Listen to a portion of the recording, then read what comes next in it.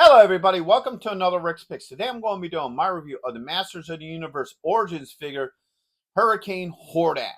Now, I was kind of on the fence about this figure. I mean, I love Hordak. I think he's a really cool villain. I love the traditional gray opposed to the blue. I mean, the blue is cool, but anytime I see a Hordak figure in gray, I get a little bit more excited about that other than the blue. Plus, the other thing that really sold me on this figure is this alternate head where he has this spiked mohawk. So I'm really curious to see how well that's going to work with this figure. So, with all that being said, first off, I want to thank everybody who has subscribed. You're very much appreciated. And for anybody who watches this review and likes it and hasn't subscribed yet, then I please ask that you subscribe and also check out my Masters of the Universe playlist. So, without any further ado, let's get to the review.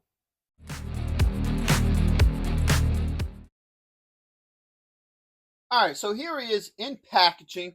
I do like the packaging for him. So first off, you got Masters of the Universe up here, Hurricane Hordak, ruthless leader with a wicked whirling weapon. You get this cool picture of Hordak coming after He-Man. So if you kind of give it a bend, you can see that like that. Retro play features, the Evil Horde, Collector's Edition, and Mattel. So you also get this really nice window here so you can see the figure with all his accessories. Spin them around this way. You get a continuation of the front art. All right. One more time around here. Now this is really cool. I really like this. So this is a play off of one of the old pictures of Hordak, where you had Hordak with the blue skin, with his cannon out, and then you have the Horde behind him. So they changed it around, had him with the spiked head, the golden outfit, and what have you, and some of the lesser known characters. Like, yeah, I think his name's like Roller or something. He has a wheel and then he rolls around.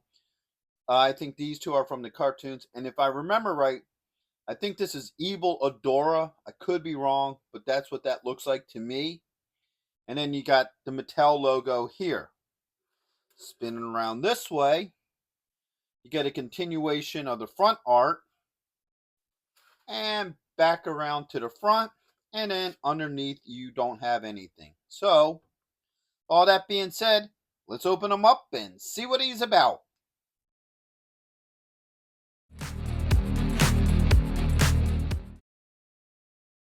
Okay, so here he is out of packaging. For the most part, he's pretty much your standard looking Hordak. The only real difference with him, other than, your other versions of him, is that he has his chrome gold, armor. I really like that about him. So first off, we're going to start off with his points of articulation. So the head does move. All right. Got a shoulder joint. Got elbow joint. And you have a wrist joint. All right, get the other arm up. You do have a swivel right here at the hips. Okay. Spin them around this way. You have a thigh joint. There it goes. A knee joint. And you also have a swivel at the top of the boot. Plus an ankle joint. All right. So everything seems to move on him pretty well. I don't have any issues with his points of articulation. So now let's start looking at his finer details. So first off, like I said, he has the standard, Hordak head. So that's the standard look for his head. I do like that they went with the gray instead of the blue. I always like the gray a lot better than the blue look. So he has the chrome armor, which looks pretty good. He has the standard Horde logo on each of his boots. Spin them around to this side.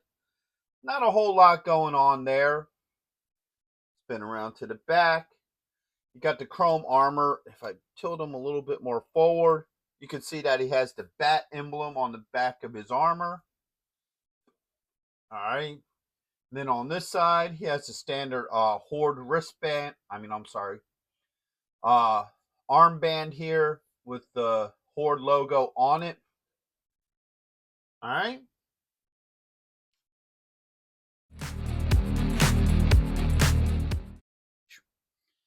All right, so now let's start looking at his accessories. So first off, He has the arm piece.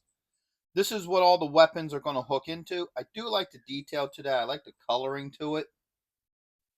All right. Then you got this like spinning blade bat wing looking thing that looks pretty cool. You know, the bat wings are kind of goes with the whole horde, theme. And you got these spinning balls, which to me looks kind of similar to the balls that Flying Fist He-Man has. All right.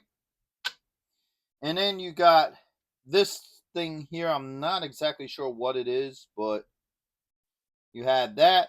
And then now this is the sell point for me. This head sculpt. I like this head. I like how it has the stripes on the side. I love the whole mohawk look to it. Okay. So that looks really cool. I do like that head a lot. So now let's see how well all this stuff works with them. So it looks like the hand comes off. All right. And then this plugs in here. All right. So that went on pretty easily. No issues with that. All right. Get that hand facing forward. We'll do the bat wings first. That should just plug right in there. All right. It does. No issues. Now you have a gear here on the top that allows you to spin it. All right. Pull that out of there.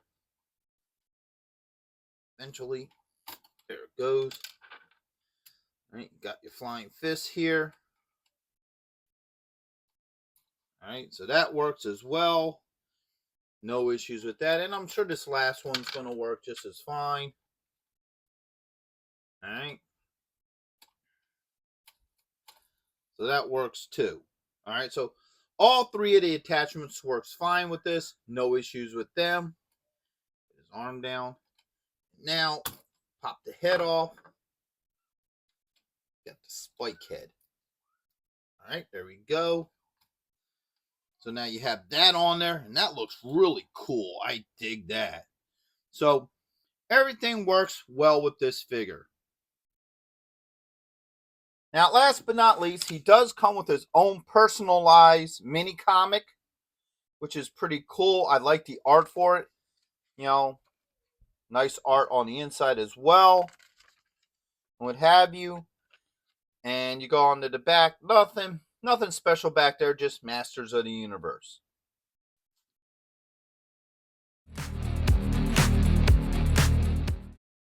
All right, so let's get into my final thoughts on this figure. So his overall look is your standard Hordak look. There's nothing unique, nothing special about it other than the gold-plated chrome armor, which I do like that. I think that looks pretty cool.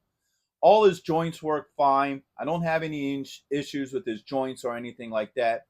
But what makes this character good is the accessory. So first you have this piece that hooks onto his arm. That gives him the Hurricane play effect, with the pieces being able to spin on there and what have you. So that's kind of cool. I do like that. But the real sell point is this head sculpt. I really like this head sculpt because it's not the standard Hordak look. Like most of your Hordak figures, there's a look to it, no matter how many different ways they do it. So you have, the face with the cowl around it and what have you. And that's your standard look. And this is like totally different. It's unique. And I really do like it. So would I recommend this figure? Absolutely. I think he would look great with your Horde figures and your Masters of the Universe collectibles. I would highly recommend this figure to go with your collection. And he isn't that expensive either. I believe he's about 25, maybe $30, which is probably standard for your Origin figures, but still it's cheaper than most of your collectibles. So he's definitely worth picking up. So with that being said, I hope you guys did like this review. If you did, go ahead and check out my Masters of the Universe playlist and hit that like, share, and subscribe.